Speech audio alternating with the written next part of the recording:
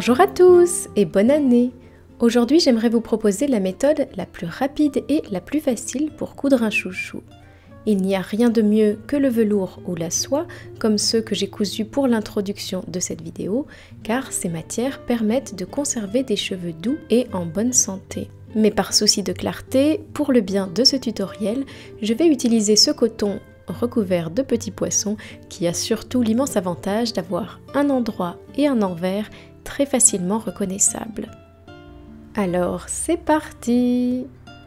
Nous allons utiliser une chute de tissu de 56 cm de long par 12 cm de large et un élastique de 24 cm de long environ et 5 à 6 mm de large à peu près. Si vous le souhaitez, vous pouvez télécharger sur mon site un document avec différentes mesures pour des chouchous plus ou moins volumineux, pour adultes mais aussi pour enfants, avec des conseils pour les cheveux fins et épais. Le lien se trouve dans la description de la vidéo. Et maintenant, au travail! Je vais replier ma bande endroit contre endroit, poisson contre poisson si vous préférez, et la piquer à 1 cm du bord, sans oublier de faire un point d'arrêt au début et à la fin de ma couture avec un fil assorti.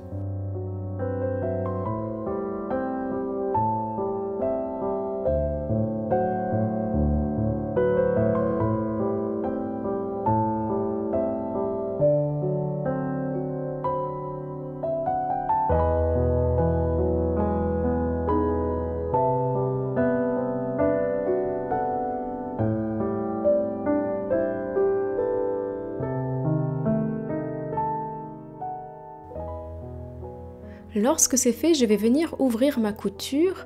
Avec du coton, c'est très facile de le faire à la main, mais vous pouvez aussi utiliser votre fer à repasser avant de retourner votre ouvrage sur la table. Maintenant, regardez bien. Je vais attraper ce bord du tissu ainsi que le bord opposé et je vais les positionner l'un contre l'autre. Je vais ensuite les rouler ensemble le plus étroitement possible, tels deux amants dans des draps en satin ou comme s'il s'agissait d'une crêpe au chocolat, à vous de choisir. Dans tous les cas, la voie est maintenant libre pour nos deux autres extrémités que nous allons placer l'une contre l'autre en prenant bien garde à aligner nos coutures. Nous allons maintenant commencer à piquer à 1 cm du bord. Attention de bien commencer en partant juste au-dessus de la couture de raccord. Alors c'est parti, quelques points en arrière et en avant pour bien sécuriser ma couture et je commence à piquer bien tranquillement à 1 cm du bord donc, sans piquer les épaisseurs de tissu qui sont roulées à l'intérieur. Attention! Je vais m'arrêter de piquer quelques instants pour ouvrir mon ouvrage et attraper l'intérieur qui est bien enroulé afin de le tirer vers le bas. Pour ce faire, je maintiens bien mon tube avec ma main gauche en prenant bien garde de ne pas pincer l'intérieur en même temps et je vais faire venir glisser mon tissu sur lui-même. Par la suite, nous allons répéter ces mêmes opérations jusqu'à ce que nous ayons piqué tout notre tube.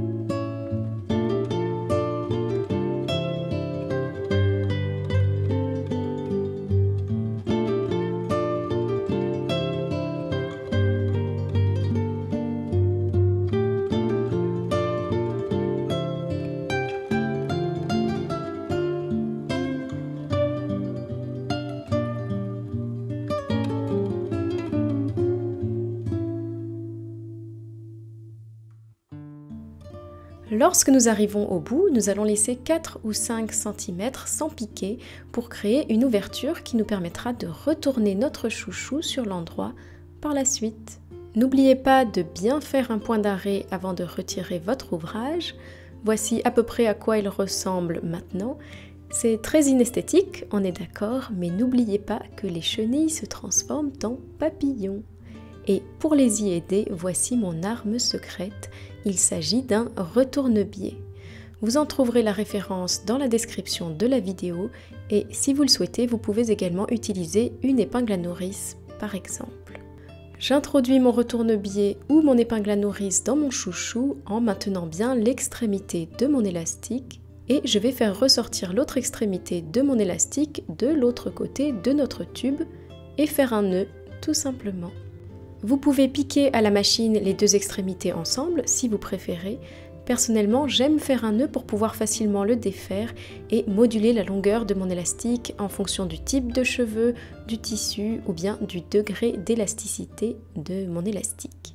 Et c'est maintenant le moment tant attendu où un magnifique papillon va sortir de sa chrysalide. Je retourne mon chouchou sur l'endroit grâce à ma petite ouverture.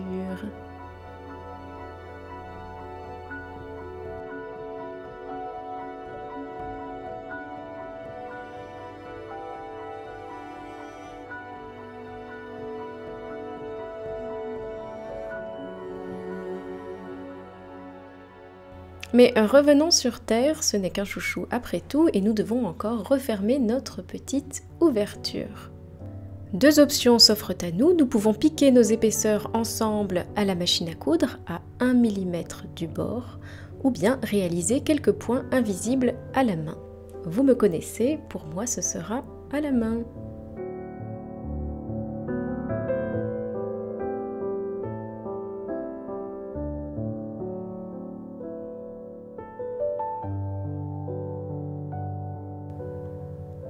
Et voilà, c'est la fin de ce tutoriel. Comme vous avez pu le voir, réaliser un chouchou, c'est simple comme chou. Vous pouvez les réaliser en coton, avec ou sans poisson, en satin, en velours ou bien en soie véritable, comme c'est de là que je me suis cousue.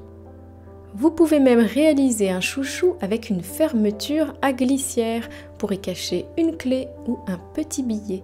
C'est très pratique l'été sur la plage, par exemple. Et si vous souhaitez savoir comment faire, abonnez-vous à cette chaîne. Le tutoriel du chouchou avec fermeture à glissière sera le prochain à être mis en ligne. D'ici là, je vous dis bye bye! À bientôt!